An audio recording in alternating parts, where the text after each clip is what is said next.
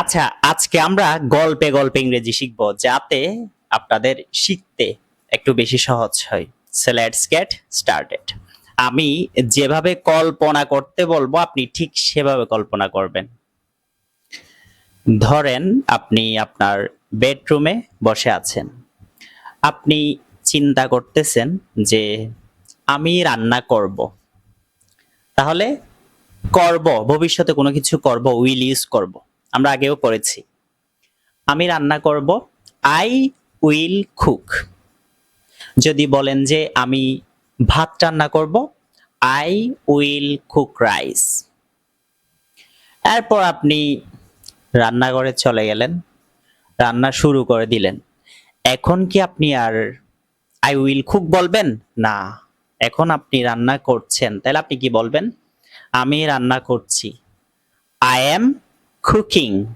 I am cooking, আমি রান্না করছি।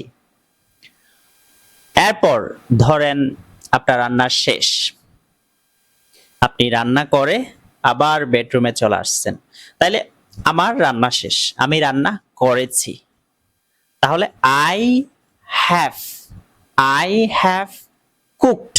কুক হবে না, কেমন? Cooked, cook, cooked, cooked. I have cooked, আমি রান্না করেছি। শেষ। তাহলে প্রথমে কি চিন্তা করলেন? আপনি রান্না করবেন, আমি রান্না করব, আই উইল কুক।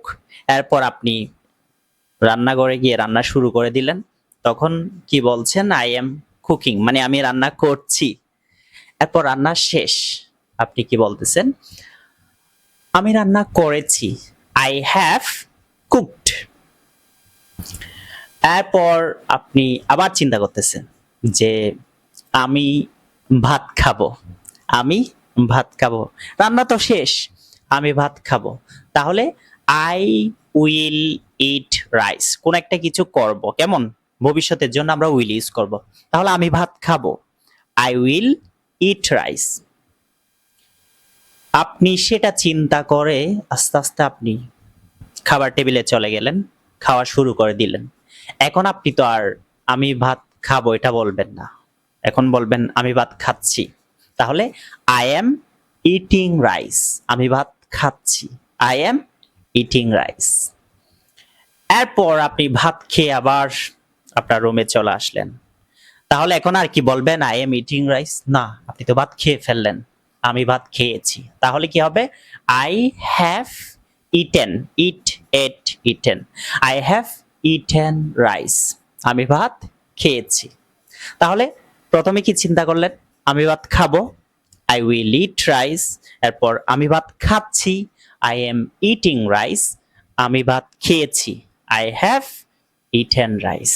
আচ্ছা, আরেকটা ব্যাপার আমরা কল্পনা করি।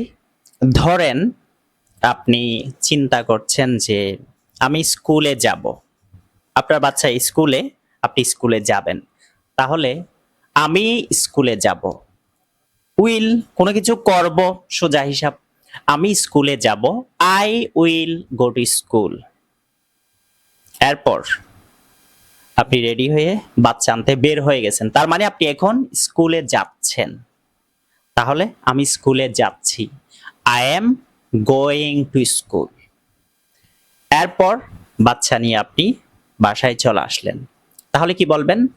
I have gone, go went gone. I have gone to school, আমি স্কুলে গিয়েছি। তাহলে আমি স্কুলে যাব, I will go to school. আমি স্কুলে যাচ্ছি, I am going to school. আমি স্কুলে গিয়েছি, I have gone to school. আপনি এভাবে, মানে আপনি যা যা করেন সবকিছুকে কল্পনা করে করে চাইলে আপনি ইংরেজি বলতে পারবেন। এভাবে আপনাকে ইংলিশটা শিখতে হবে। দেখুন, আপনি তো পারেন না কিছুই, হয়তো আপনি একদম কিছুই পারেন না, যদি আমি ভুল না করি। তো তাহলে আপনি কার সাথে প্র্যাকটিস করবেন, কেমনে কি করবেন? তো আপনি এই ছোট ছোট জিনিসগুলো, ছোট ছোট জিনিসগুলো আপনি এভাবে যখন কল্পনা করবেন, তখন আপনি দেখবেন আপনি সারাদিন যা যা করেন সবকিছু আস্তে আস্তে ইংরেজিতে বলতে পারতেছেন। তখন আপনার ইংলিশটা আয়ত্তে চলে আসবে। এভাবে আপনাকে শিখতে হবে। আরেকটা ব্যাপার হচ্ছে, আমাদের সরাসরি ক্লাস শুরু হচ্ছে চট্টগ্রামে। যারা যারা ইচ্ছুক, নাম্বার দেওয়া আছে, আপনারা ফোন করে রেজিস্ট্রেশন করে ফেলুন। এখন আমরা ভর্তি ফি অনেক কম নিচ্ছি, যেহেতু আমরা শুরু করতে যাচ্ছি। সো আপনারা যারা যারা ইচ্ছুক ক্লাস করতে চাচ্ছেন, ফোন করে আপনারা আপনাদের রেজিস্ট্রেশনটা কনফার্ম করুন। আর বাচ্চাদের জন্য তো স্পেশাল একটা ব্যাচ শুরু হচ্ছে। আপনার বাচ্চাকে নিয়ে আমাদের অফিসে চলে আসুন। আপনার বাচ্চা খুবই চমৎকার করে ইংলিশ শিখতে পারবে, এটা নিশ্চিত থাকেন। বাচ্চা আপনার, কিন্তু পুরো দায়িত্বটা আমার। আপনার বাচ্চাকে আমি বাকি 8-10টা বাচ্চার চেয়ে আলাদা করে তুলবো ইনশাআল্লাহ। সো ভালো থাকবেন, সুস্থ থাকবেন, দেখা হবে নেক্সট কোনো ভিডিওতে। সালামু আলাইকুম।